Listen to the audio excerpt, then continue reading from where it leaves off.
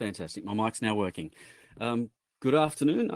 No, almost afternoon. Sorry, we're running a few minutes late. But for this last morning session at AusCERT 2020, we have a pre-recorded session from Leon Fuchs and Mike Holm discussing the results of the joint AusCERT BDO annual survey from 2019. Mike and Leon will be in the chat to answer live questions as we go, but there won't be any live Q&A at the end of the session. So make sure you're asking questions as you go, and I will drop the, I should have already dropped the presentation into the chat, and I'll drop a link to the survey if you wish to download it yourself.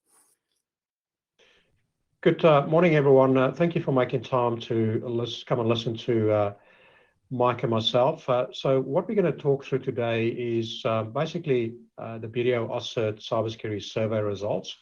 This is our 4th year that we're running the results. And what we're going to cover off in today's presentation is just really have a quick discussion about how the cyber threat landscape has changed since the last time we presented this. We will talk a bit about the 2020 Australia Cybersecurity Strategy, and then look at the results from our survey and see how prepared are we to support, or how the strategy itself can actually support Australian organisations from a preparedness perspective.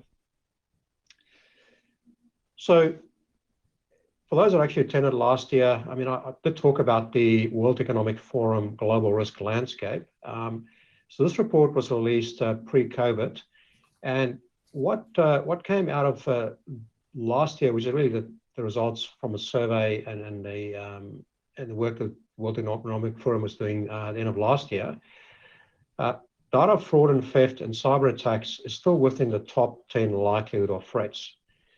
And if you look at what sort of sit around that from a risk perspective, extreme weather events, climate action failure, natural disasters, those are all types of risks where the likelihood of actually reducing that risk from happening is fairly low.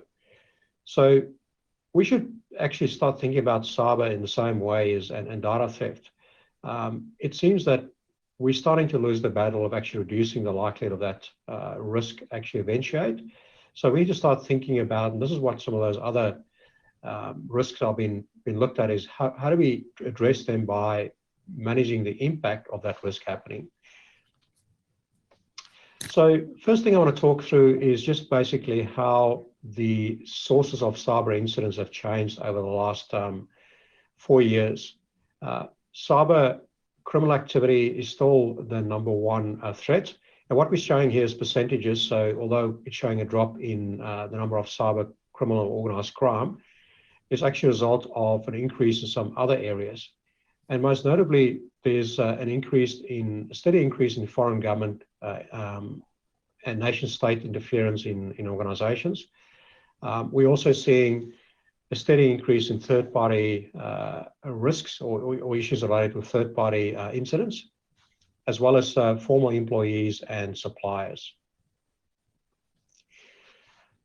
What we've got presented here is basically a question where we sort of explored what incidents organisations have experienced in the previous year, what the concerns are in the coming year.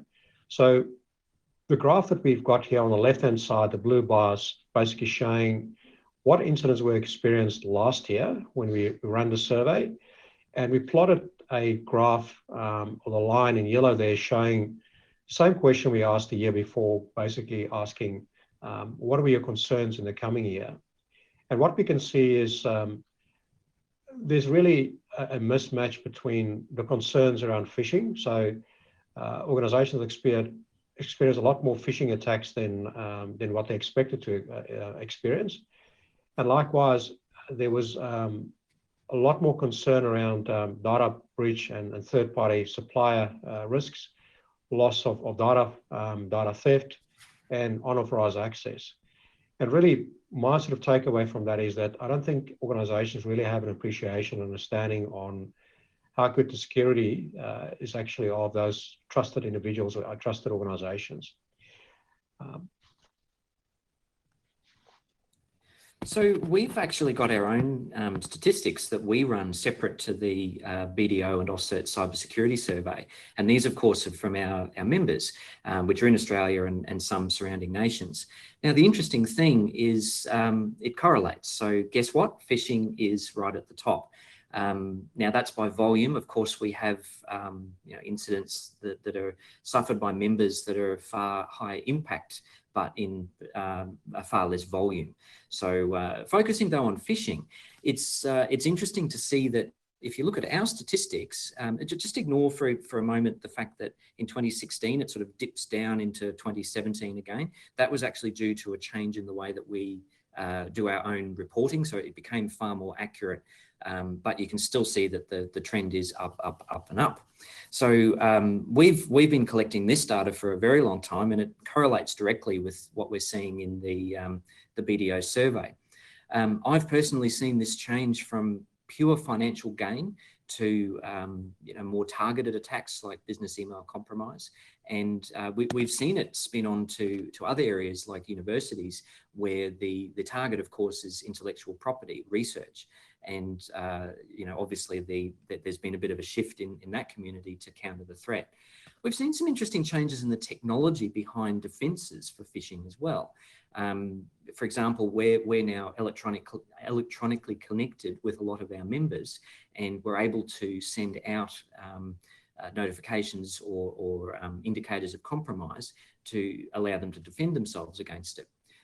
We've also got some very interesting in-house phishing tracking tools that can capture artifacts very rapidly. One of our own senior analysts actually designed that system that we're using internally. It's called Osprey, and that's the subject of another whole presentation. I'll hand back to you, Leon. Thank you, Mike. So what we want to do now is just look at the 2020 cybersecurity strategy that got released a couple of weeks back.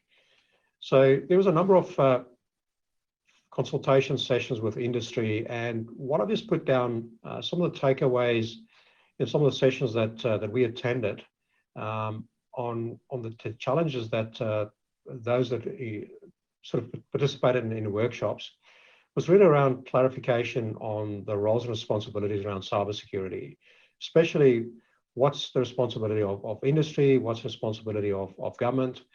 I think there was a lot of discussions around that small businesses are particularly vulnerable.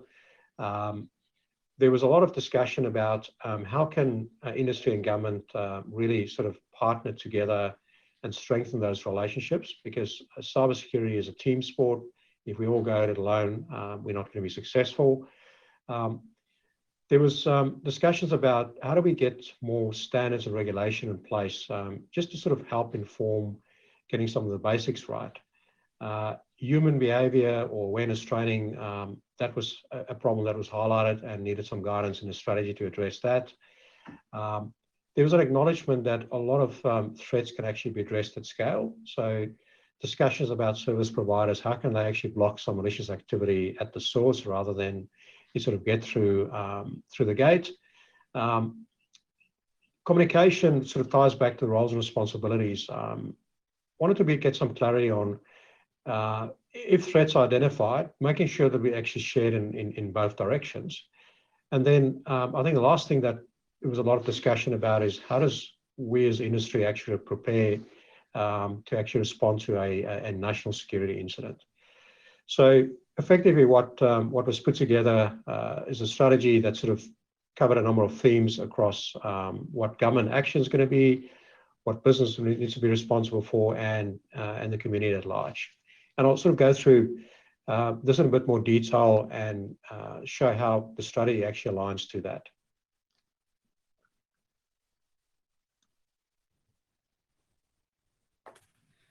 So AusCERT also analysed the Australian government strategy, and we actually wrote a little blog piece on it, which effectively distills the 60 points and some 50 pages worth of information down to 5 key things.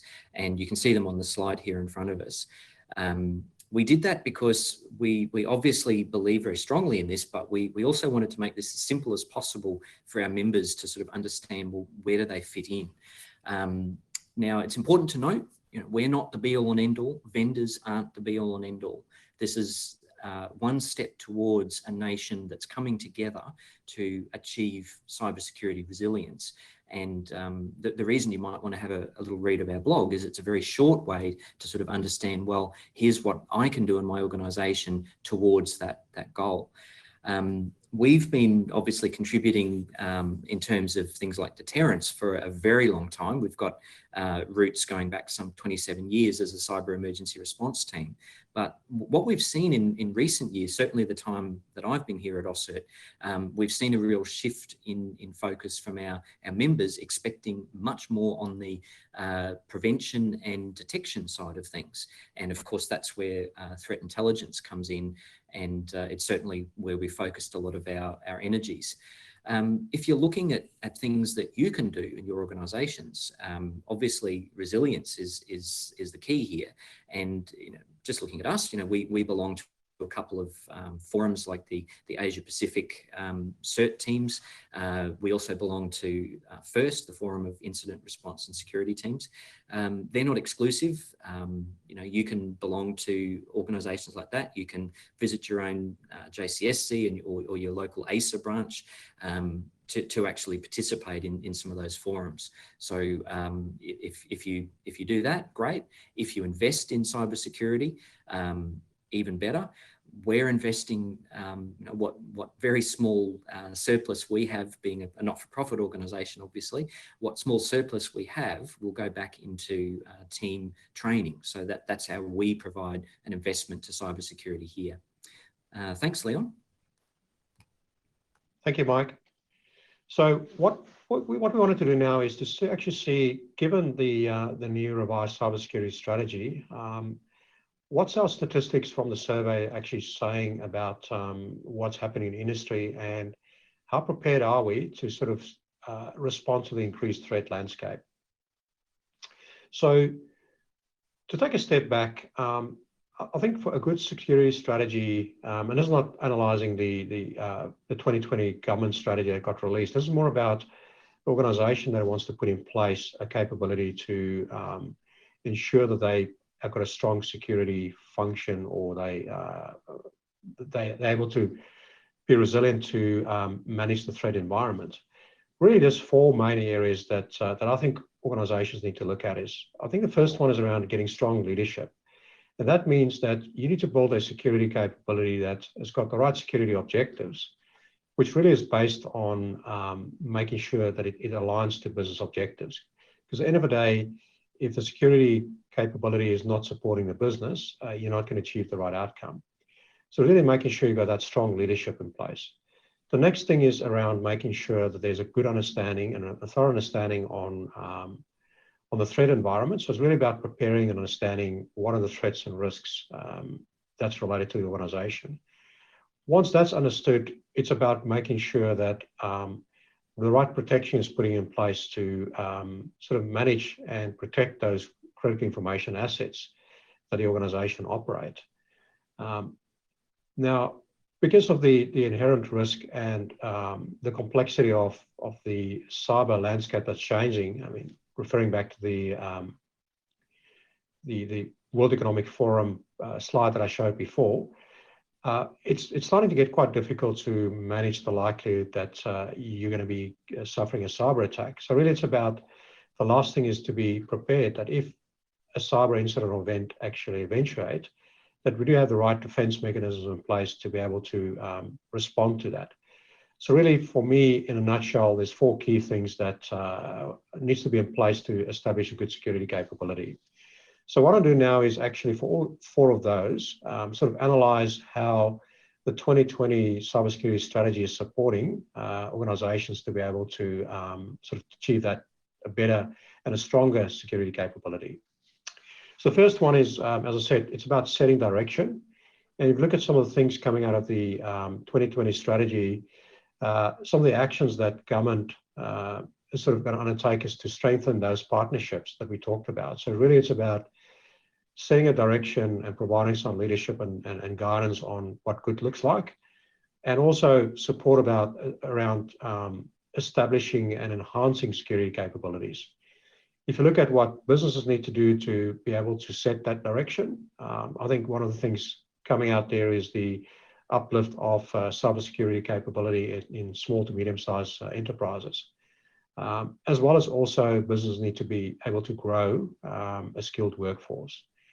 And if you look at what the community can do from a direction perspective, is about getting access and apply guidance to good information security. And then also have the ability to get help and support when needed.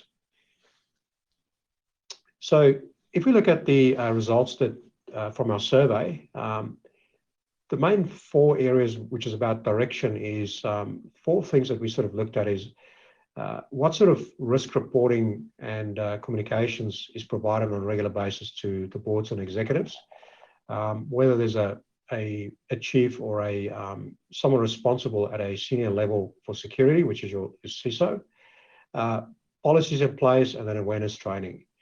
And what we've seen is over the last number of years, there's been an increase in that, but it's interesting to see that still less than 60% of, or just over 60% of organizations, the management of boards getting regular updates on cybersecurity. Not many organizations have got a chief or a senior person responsible for security. So latest survey results are showing that it's less than 40%. Policy is about making sure there's clear guidance on what goods look like. And from the survey results, only 80% of organizations typically would have that in place. And there's just less than 80% really is investing in education and training. So really from a direction perspective, there's some work that still organizations need to do. It's really about, I think, owners need to take more responsibility in setting a direction of where security needs to go. So what we've looked at is to say, for those organizations that actually have got a close alignment with their security capability to business objectives, so it's really where management is really involved in that. We see that there's a lot more confidence in those organizations in their ability to actually meet the changing threat landscape. And that really signal and shows that there's the right alignment, and those organizations know which areas they need to invest to strengthen their environment. So in terms of providing that level of leadership at different levels of your organisation, we actually talk to a lot of our members about how they fit into the greater piece of the puzzle of cybersecurity in their organisation. We've obviously seen in recent years a big shift in senior management, C-levels, taking an active interest in cybersecurity. Now, obviously, their portfolio is huge and they're not interested in detailed analysis, but what they are interested in is timely and relevant information. Now, there's obviously a lot of media coverage these days of cybersecurity, and that's not where your senior manager wants to find out that, well, they've had a breach in their own organisation, or that there is some new vulnerability out that might affect their organisation. So their expectation, obviously, is that that information is available from you if you're, a mid-level manager or an analyst in their organisation. In order to do that better, most mid-level managers then have to sort of look at, well, I need to have a copy and paste ready to go from some trusted authority, and in many cases with our members, obviously that's us, where we actually provide at least enough information that they can effectively copy paste and send that to their senior management to make them aware of the threats that are being faced. Now, I've actually had a couple of CIOs say to me, if you only read one thing, you read AusCERT's ADIR, the Daily Intelligence Report, or you read ACE's News Roundup or something like that. Those sorts of communications are obviously exceedingly important to bridge that gap between all these levels.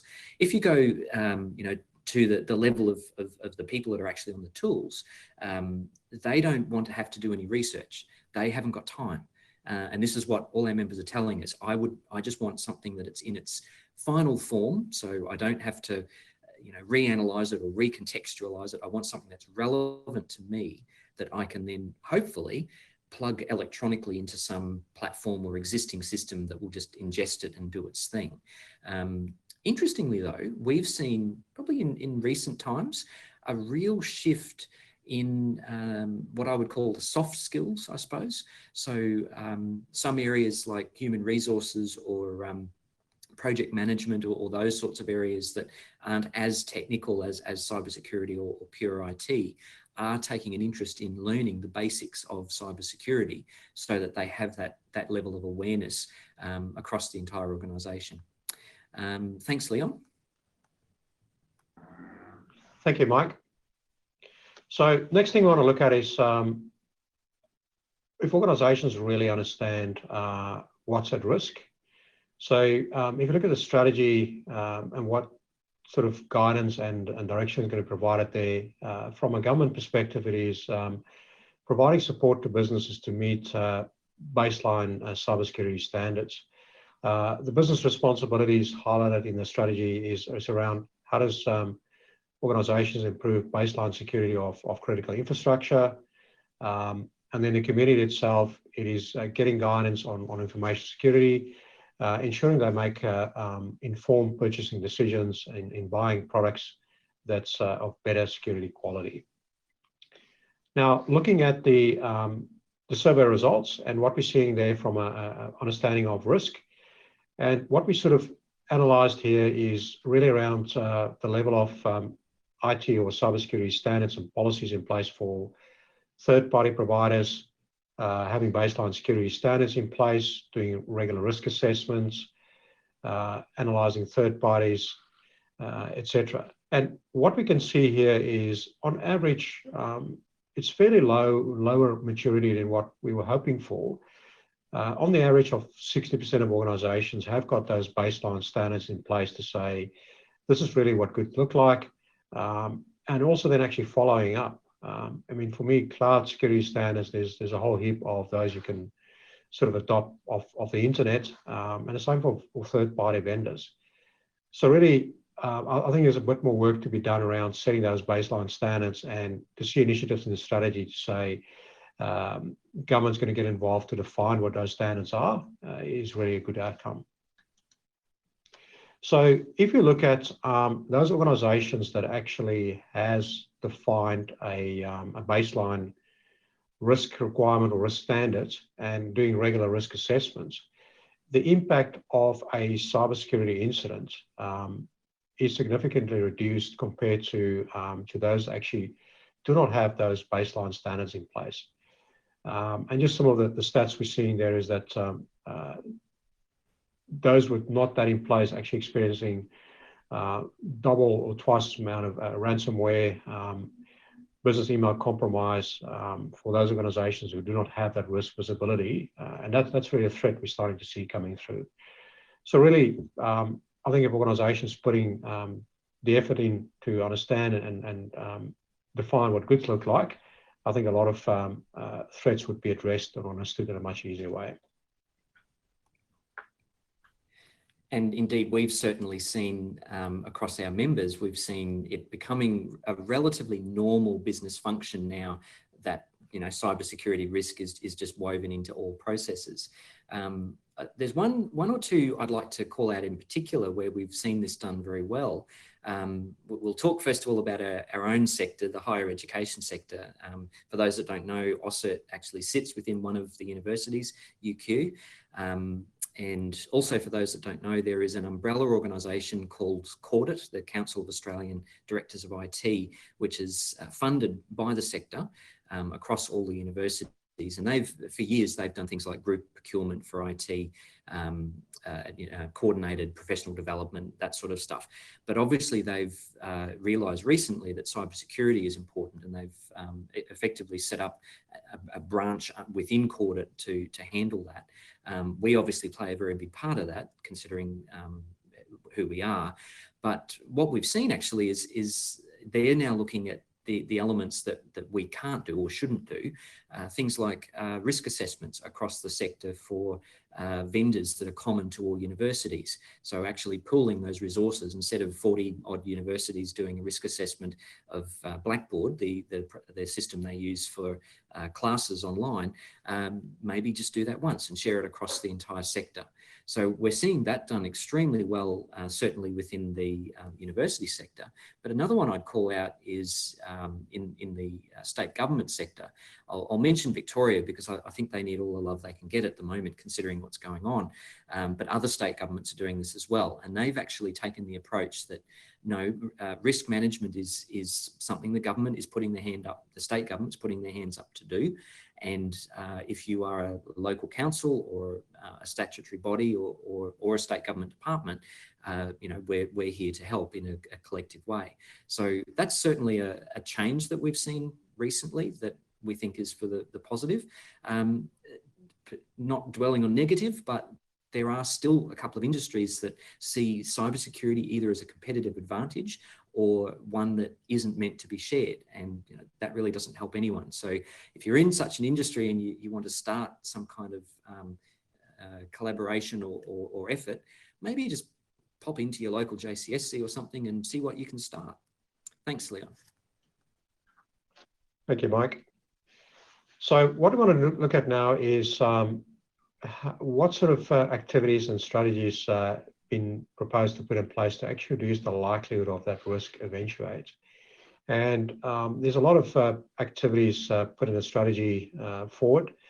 So from a government perspective, it's about protecting critical infrastructure and essential services, again, strengthening those cybersecurity partnerships, support business to meet those cybersecurity standards, enhance capabilities.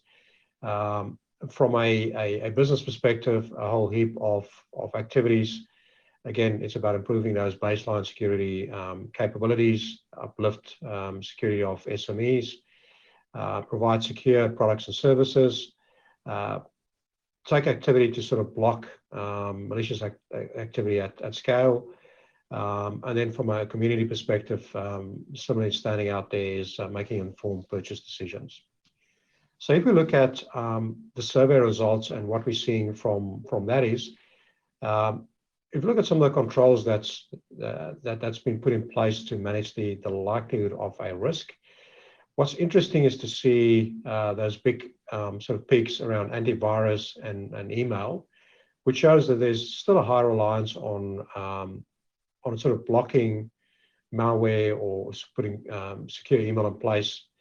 But that's not really working because phishing email and malware is still seen as the highest threat identified coming through.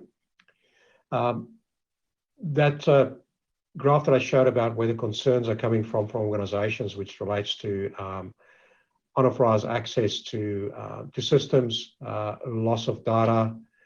If you look at those sort of controls around privileged account management, data loss prevention, IDS,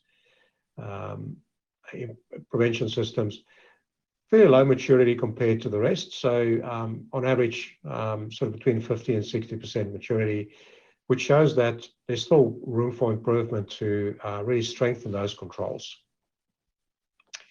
So if you look at, again, organizations that are fairly confident in meeting their security capability, are really those that have spent a lot of time focusing on understanding their risk. And really, it shows that investing in understanding what your risks are, putting the right controls in place, do make organizations feel more confident that they actually ready to sort of respond to the latest threats. So one of the things that you can do in your organization, obviously, is bi-directional threat sharing with others. Now, that doesn't have to be necessarily the government or a vendor or anyone in particular. It might simply be within your sector. There's a couple of good examples of that already occurring in this country. The banks, for example, have been doing it now for a good 15 years or more. Not all sectors do it.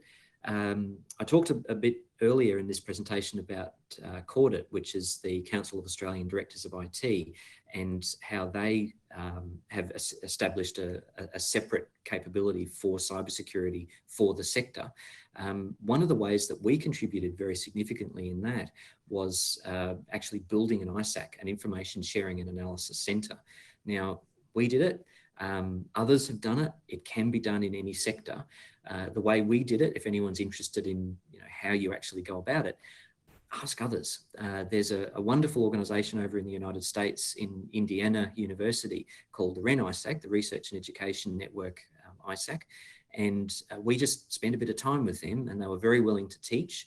And the biggest piece of advice they actually gave us was, don't try to boil the ocean, just choose one thing that you can do and do well, and then share that within the sector, and then you'll increase the cybersecurity resilience just by doing that. So the way we chose to do that was sharing indicators of compromise in a closed community. And we're using Circle's platform, MISP, Malware Information Sharing Platform. Circle is the Luxembourg Computer Emergency Response Team. It's open source, anyone can use it. There's a lot of people that are experienced now in using it. And that is one way that you can, in your organisation, you can contribute bilaterally with other organisations and share threats in order to reduce those risks that you face. This is certainly one of the things that we're very proud of. I think it would be great to see some support from particularly the government to do this in some other sectors as well. Thanks, Leon. So the last area we want to look at is really about understanding what sort of activities has been proposed around incident resilience. So it's about the ability to respond and recover from that. And that's really looking at reducing the risk impact. And if you look at some of the activities that the strategy is proposing to look at, is a nice segue into what Mike was just talking about. There's the share of threat information. Again, is strengthening those cybersecurity partnerships and enhance the security capabilities. Similar for business, improve baseline security by using that threat information to support where to do your investment in your security controls. And then also it's about understanding where the threats are coming from. You can then sort of block those malicious activity at scale. And then from a community perspective, I think that the one that's coming in there is about reporting cybercrime. So if you look at the survey results and specific areas that sort of resonate with this, is around having incident response plans in place, having the technology in place to sort of detect incidents, which is a SIEM and a security operations center, and then have the capability to sort of respond to that, your incident response capability. And if you look at overall, those are still at a fairly low maturity. Incident response plans have made significant improvements over the last sort of 4 years. And I think the main reasons for that is the mandatory data breach notification requirements from the privacy legislation required that organizations actually have processes in place to report data breaches. So that's why we've seen an increase there. I think for me, the interesting part is business continuity and disaster recovery. Those activities that's been around for decades, and still what we see there is fairly low maturity. And if you look at some of the ransomware impact, to sort of reduce the impact of that is to have a good and an operational BCP or disaster recovery plan in place. We're still seeing a fairly low maturity level of those, less than 80%. Means that organizations need to spend more time on investing in that. Sort of just to lead into what Mike was talking about, that threat intelligence capability. So what we've seen is those organizations that actually have got more mature capability in place around threat intelligence are actually detecting incidents earlier and actually make them more resilient and capable to respond to that. So across the board, we've seen those with actually threat intelligence capability are able to detect those cyber events before it actually becomes an incident that needs to be dealt with. Indeed, although the sheer volume of incidents that a lot of our members are facing is really the challenge here. And I suppose someone should make a conference about this. You know, you need some kind of super action hero or something to come flying in and save the day, because it's just so overwhelming. I'll use an example of the indicators of vulnerability and indicators of compromise that we send out to our members on a daily basis. The scale of it is so big that, you know, we have to use a logarithmic scale on the graph, because some of the vulnerabilities are so big, some are not as big. But it's just interesting to see that there is literally, you know, hundreds of thousands of these going out to our members. Now, our members, you can see there on the graph, our members do cover a very large section of Australia, but it's not all of Australia. So if you're in a position where you're, you know, defending your organisation, you're obviously faced with a massive volume. So how do you actually break that down and bring it to something a little more manageable? Obviously, a risk-based approach, and that's what Leon's been talking about all the way through here. But look at some of the statistics here. We're saying that, you know, phishing is one of the top incidents, and sure, there can be some significant impacts from phishing.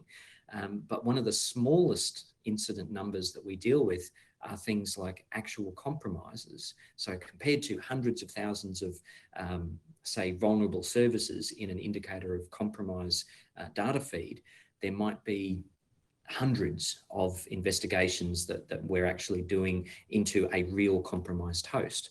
So that tells me one of two things: either people are very quickly remediating the problems, or there are a lot of problems that aren't actually being addressed.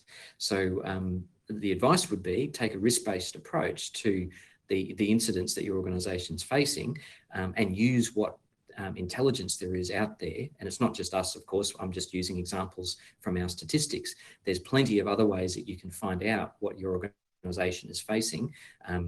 Ask someone for help and you'll certainly find it. And that is all from me. Thank you, Leon. Thank you, Mike. I think that sort of concludes our presentation. So thank you for your time, and we'll be taking some questions now. Unfortunately, we're well past time.